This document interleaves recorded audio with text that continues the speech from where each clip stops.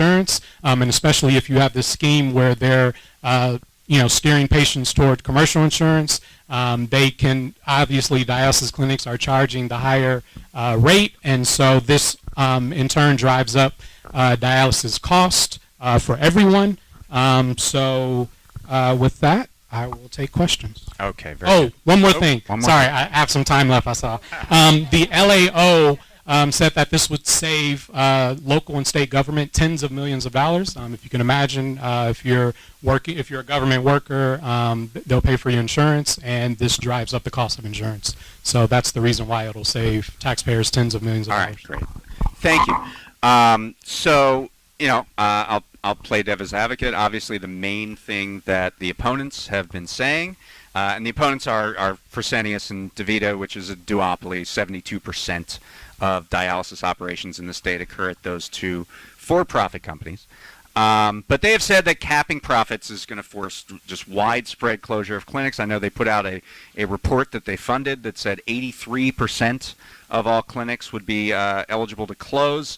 Can you ensure that this would not reduce access for people who need dialysis treatment? First of all, the dialysis industry, namely DaVita and Fresenius, they have $98 million to spend on the opposition side of this campaign. So that's the reason why you see an overwhelming amount of commercials and the like. But to get to the point of closing clinics, that is a scare tactic. We've heard this before with other industries. We know that our measure will actually incentivize the industry to spend more on patient care. The more you spend on patient care, the more profits you can make. So if you spend $100 million, you can make up to $15 million in profit. And it's the more you spend on direct patient care, the more profit you make. So if you buy buildings, if you hire more nurses, if you hire better equipment, that kind of a thing. Right. Yeah, and that sounds valid. The one thing I would say is that, as you alluded to, all of dialysis companies' profit margins comes from those 1/3 of patients that use private insurance. I mean, they actually lose money on government-insured patients, these two companies. They put these incredible markups, as you said. That makes the cap more dramatic for commercial patients. And if you look at the operating margins, since they can't really come down that much for Medicare and Medicaid patients, if the cap, the 15% on a 60% markup, which is what they're getting on those private commercial insurance patients, that could pressure operating margins and put clinics in the red.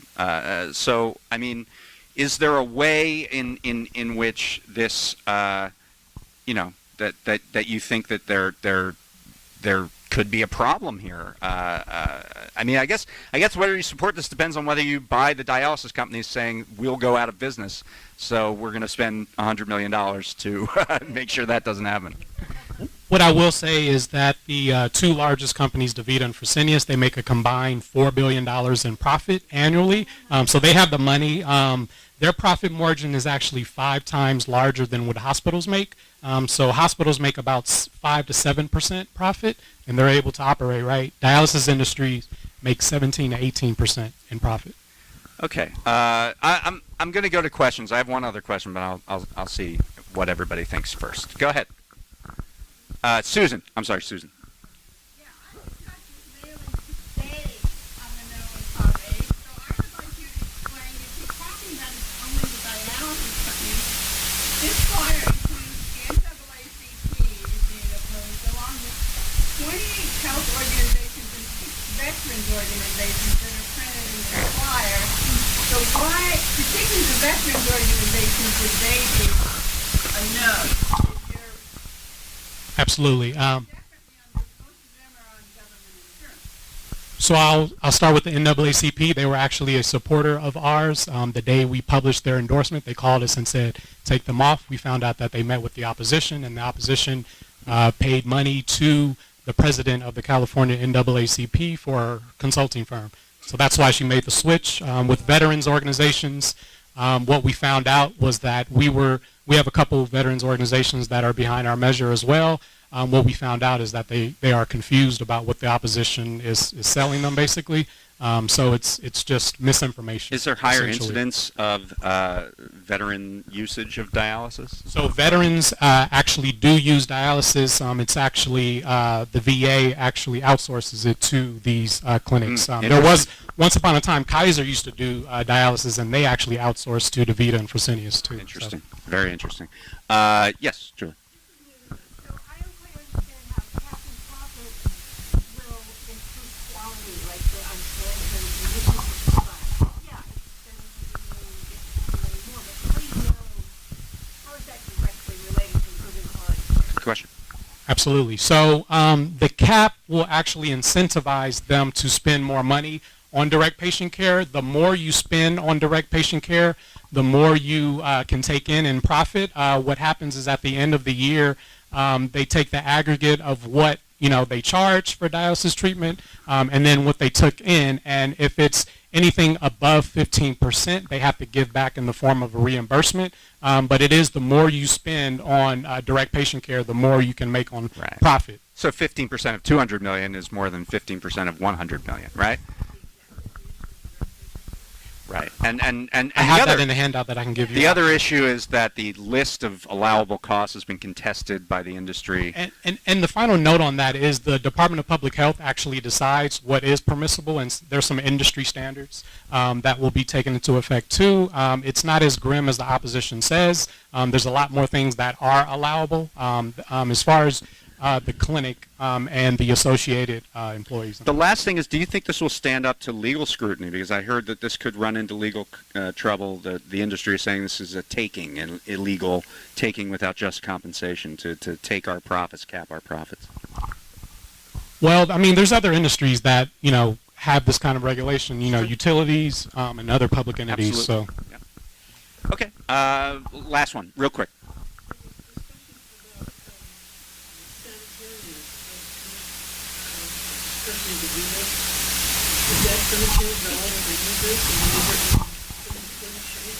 Yeah, so we think if they can spend more money on direct patient care, that will bring in more staff to be able to manage the patient loads, to be able to do things like make sure the seats are sanitary for the next patient, because a lot of what these clinics do is they run them like Taco Bells. You're in and out, and they don't do enough to clean the area for the next person.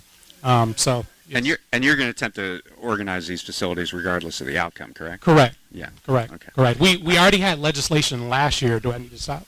No, go ahead. We had legislation last year, SB 349, that got out of the Senate and got stuck in the Assembly. It would have done three things: set staffing ratios. It would have set a 45-minute turnaround time for the patient to recover and to disinfect the equipment. And then the third thing is these clinics get inspected every 5 to 6 years. We would have established annual inspections, just like nail salons, restaurants, and hospitals. Yeah, great. SB 349. 349. All right. Thank you. Yes on 8. So, yes on 8. Yeah, that his recommendation is yes on 8. Okay. Thank you very, very much, Sean. Thank you. All right. If we get this next one done in the next 10 minutes, we're right on time. Okay, great. So we're going to move to Prop 6. Prop 6 is one of the main events on the ballot. As everybody probably knows, the Prop 6 would repeal the 12 cent a gallon gas tax and the transportation improvement fee, which is a vehicle tax of between $25 and $175 a year. That would thereby forego an estimated $5.1 billion annually in highway, road, and transit projects. So we actually have both sides represented here. Feel free to have a seat, take a mic.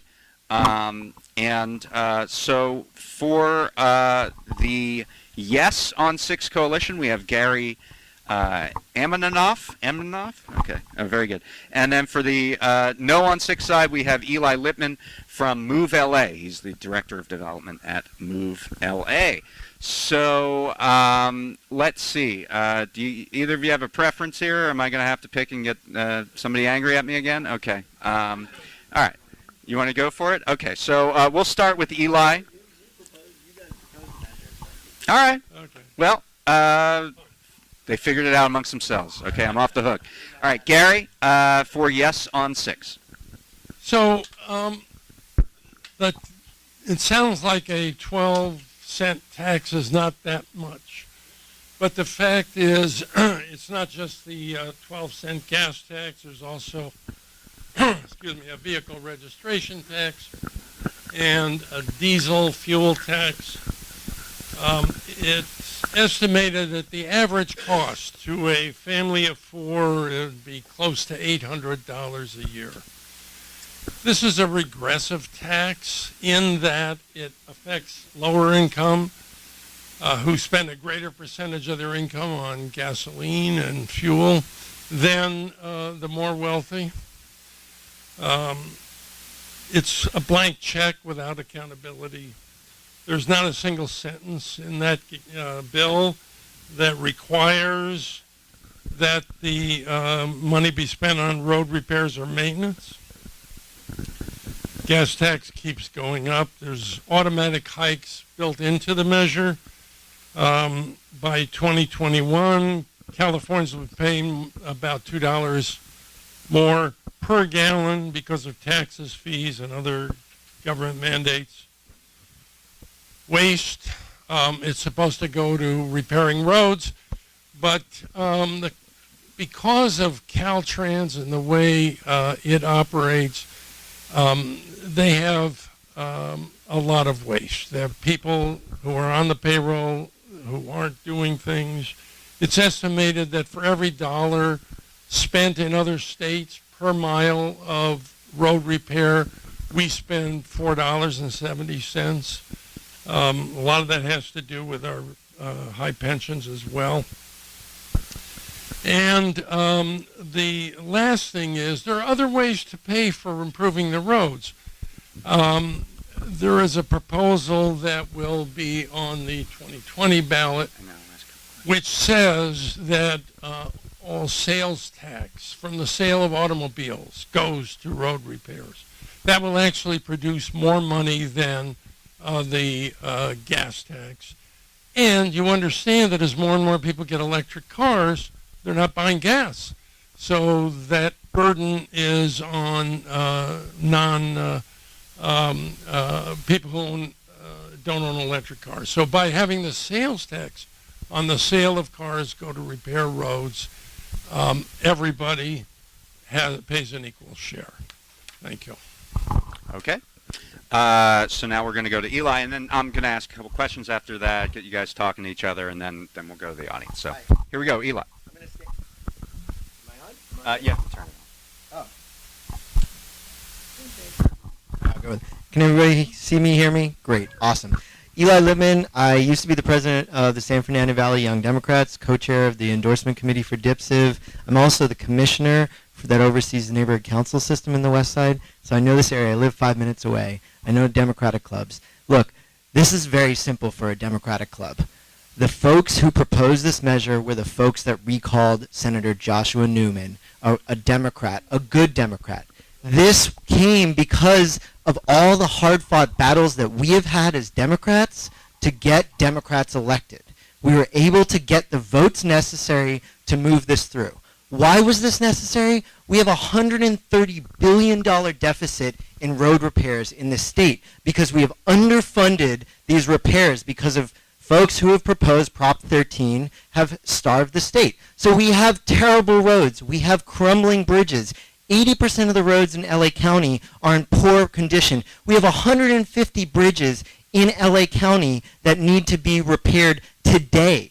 Okay? This is dangerous for our economy. This is dangerous for our lives. We must not support it. And as Democrats, we cannot support it. Now, to answer some of these falsehoods, first of all, if you're an electric car owner, there will be a fee on electric cars starting in 2020, and it'll go up. So everyone uses the roads. Everyone is going to pay for the roads. It's not as regressive as he makes it out to be.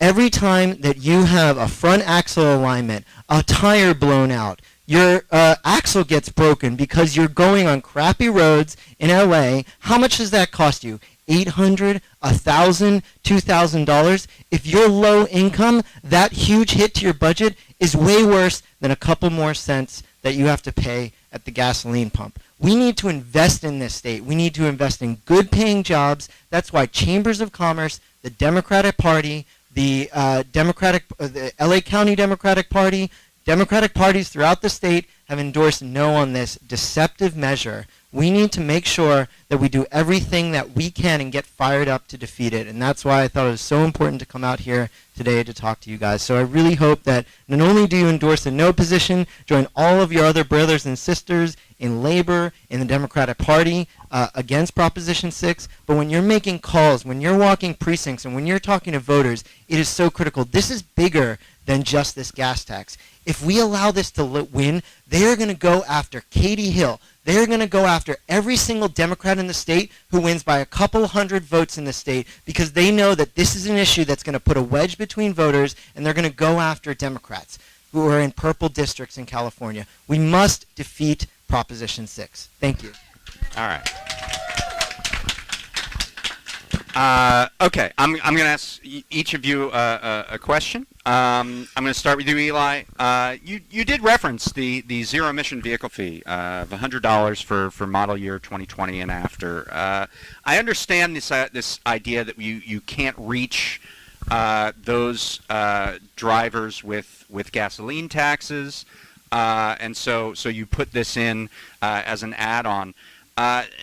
Isn't zero emissions what we want? I mean, don't we have an IPCC report that just came out that said we're all going into the barrel of the sun in 10 years? Like, why are we putting a tax on zero emission vehicles? Great. Great question. First of all, I want to point out that $700 million every year is going to public transportation, which is encouraging people to reduce their emissions and drive less. $100 million to active transportation, so that is everything from bicycling, walking, as well as things like ADA accessibility. Those potholes that you see on the street, the crappy sidewalks that we all have to walk on, that's what SB1 is funding. Over $1.4 billion invested in LA County every single year. To that question, absolutely. Would it discourage people slightly from buying an electric car? I mean, $100 out of a $37,000, $40,000 car. Well, it's a annual. small part. But at the end of the day, we all have to pay. We all just because you're driving an electric car doesn't mean that you are saving the earth and you're flying all over Los Angeles, right? We're still all using these roads, so everybody has to pay their fair share. Okay, fair enough. I have a question for you, Gary. When's the last time the state increased the gas tax? 1994. Yeah. So Thank you. if we had adjusted the gas tax for inflation every year since 1994, wouldn't we actually have a higher gas tax now than the 12-cent increase that we put in? Probably. But one thing I'd like to say. When Pat Brown was governor, he handled roads and infrastructure by allocating every year 4% of the state budget to that. That was eliminated actually when Jerry Brown became governor the first time. Not surprised. And it should, there should be an allocation out of the state budget to take care of roads and infrastructure. Right, but wouldn't you agree that since transportation needs certainly won't go away, and if it comes out of the budget, that would attack health and education budgets then? So the actual state budget has increased $36 billion over the last 6 years. Not $1 of that $36 billion was allocated to repairing roads and infrastructure. Right. I think it could be done without raising taxes. And if the proposal for sales tax on the sale of cars goes to repairing roads and infrastructure, that results in no increase in taxes. My concern is working people who have to drive, and that it's going to, $800 a year is going to affect their budget, their house budget. I mean, it's Right. just going to happen. Okay. So that's my concern. Great. I think I'm going to open it up to people. I want to hear from you guys on Prop 6. I'm going to start right over here. So you say $800 a year. If we're just talking about the 12 cents gas tax, so I fill up about 15 gallons a week. So that's $1.80 a fill up. So over a year, that's about $93. I'm more interested in finding out how you feel about the $1 million that Mimi Walters and Paul Ryan invested on the Yes On campaign to get this on the ballot. I've heard it was for Republican turnout since they're having these contested races. Can you confirm that that's where that funding came from? I don't know where the funding came from. No, I can't. I wouldn't be surprised if they did. Okay. But let me tell you how we did it. Can you confirm where the funding came from? I can't, but you know what really scares me? Who likes the Koch brothers here? In Tennessee, the Koch brothers invested a couple $100,000 to defeat a transportation measure, and it was defeated. I'm worried that this will give them harbor and think, hey, we've got a beachhead in California because there's enough voters for this that we can do something. So mark my words, the Koch brothers are coming for California if this passes. There's also a second part of this that would make future gas and vehicle taxes dependent on the ballot in the future. I mean, do we really want to tie up ballot box budgeting once again by putting gas and vehicle taxes, requiring them to go to the ballot every time? Look, I don't believe in legislating for the ballot. I think that's a bad That's idea. what this would do. But my concern is that while roads and bridges and infrastructure need to be repaired, they're that need repair. It could have been handled differently, and this may not be the best way to do it. Not the $800 includes, in addition to the gas tax, includes the increase in vehicle taxes, and it increases the cost of goods. Diesel fuel is increasing significantly, about 10%. All goods that are delivered in California are delivered by truck. And that's going to increase the cost of goods because of the diesel fuel. So that's included in your $800 a year. That is the cost of that, goods. That will amount to approximately $125 a year. I see. I see. Can we ask you another question first?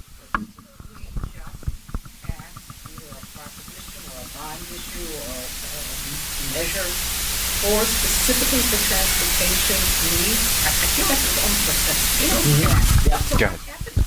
So- why isn't it being used? We voted as voters in LA County on two things. Prop 69, which said that this money can only go to transportation. So we put it in a lockbox. And I think that there's some fudgy math with the 800. First of all, at Move LA, we're working to get rid of diesel vehicles. So they're killers. They're silent killers. They cause cancer. They cause asthma. They're terrible. So we need to get rid of diesel, first of all. But $800, that estimate is based on a family of four with a nice Mercedes-Benz worth $80,000 with a registration fee that's a couple $100. This isn't the average family. It's the way above average family. But yeah, we passed Measure M in 2016, and that's specifically for public transportation. All right, most of that money is going towards public transportation.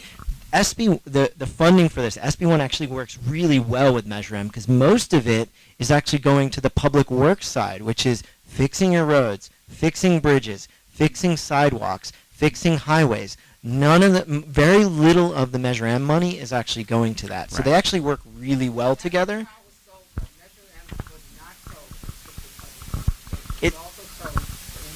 It- It's not, but there's about 20% of Measure M that is going to local street repair and stuff like that, but it's still not enough considering all the back. And just quickly, Measure M is also local, whereas this is a statewide ballot measure. So you're talking about up and down the state, not just in Los Angeles County. Kelly, and then we got 1 minute, so quick.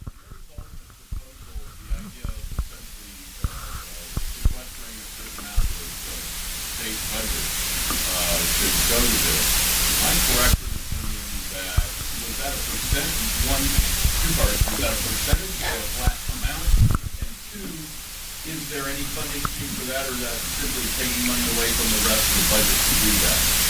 So when Pat Brown was governor, he allocated 4% of the budget.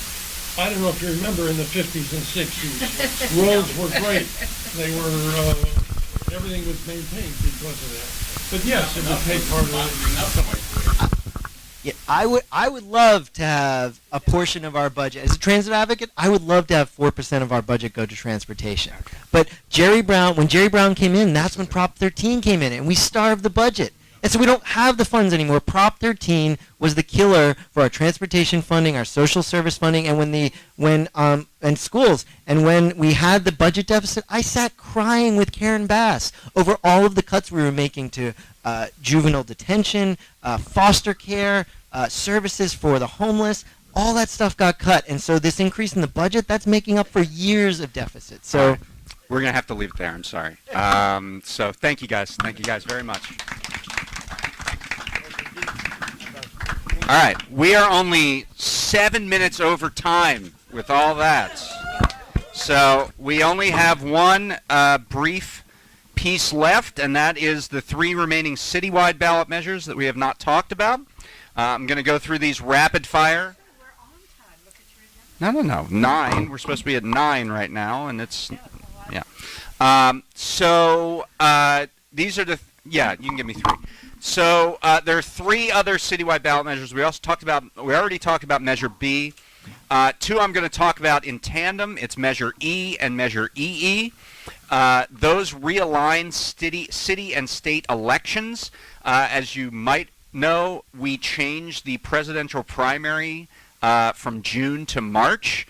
And so what the city wants to do is realign the city primary over to June in 2020 to make sure that we have city and state primaries at the same time. So for some reason you have to do this twice. Measure E is for the constitutional officers, and Measure EE is for the school board. So all this would do would be to make sure we don't have 2 elections in 2020, one in March and one in June. So that's what Measure E and Measure EE are.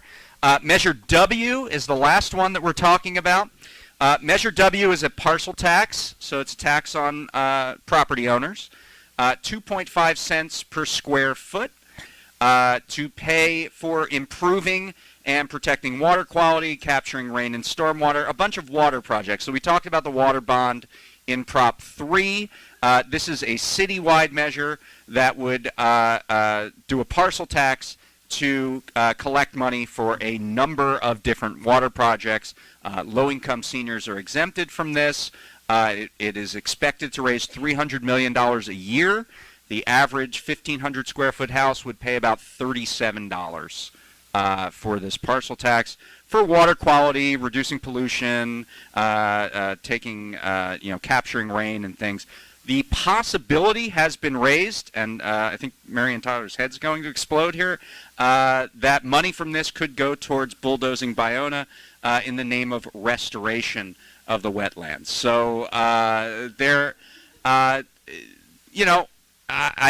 this is one I'd actually like to hear from RL on, if she knows anything about it, because this is another one where there are a lot of water-related measures that are pushed into one set of, it's not a bond in this case, it's a partial tax, but what it funds is very, diffuse. There are a lot of different things that it funds. So that is one thing that I've heard, but I can't exactly say whether or not that's true.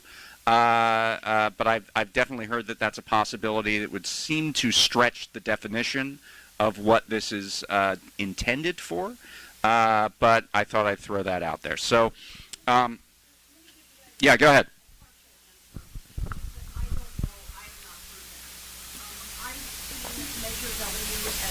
Fairly innocuous, just flying it through without controversy, as every other Los Angeles area club that I've gone to. I have not heard that about Bayona one way or the other. We're big on Bayona here, so.